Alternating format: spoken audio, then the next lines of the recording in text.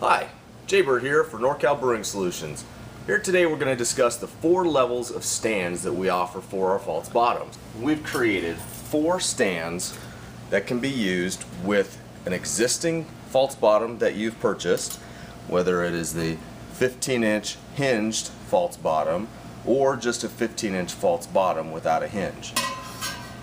These stands will only work right now with your 15-inch keg conversions. What we have is a heavy-duty stand that we have machined 4 holes in. This will work underneath your 15-inch hinged false bottom in your keg. And the way this was designed is it will sit down in the indention in the bottom of your keg, like so, and the 15-inch false bottom will sit over the top.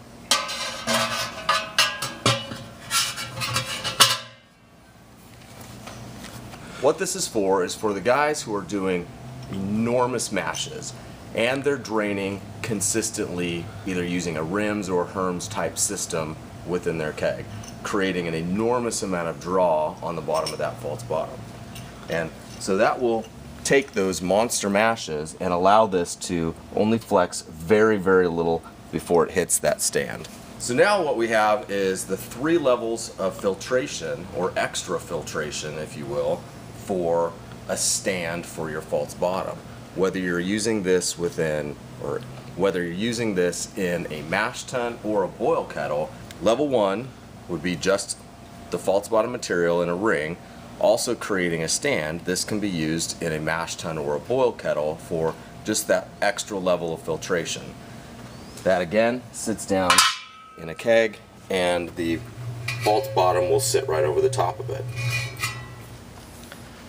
Now, to be able to use any of these stands, we have added to our website a reversed hinge where we have welded the hinges on the opposite side or the same side as the handle, and what that does is it leaves the bottom of the false bottom flat, so all of these will sit on top of it or underneath. All of these will sit under it.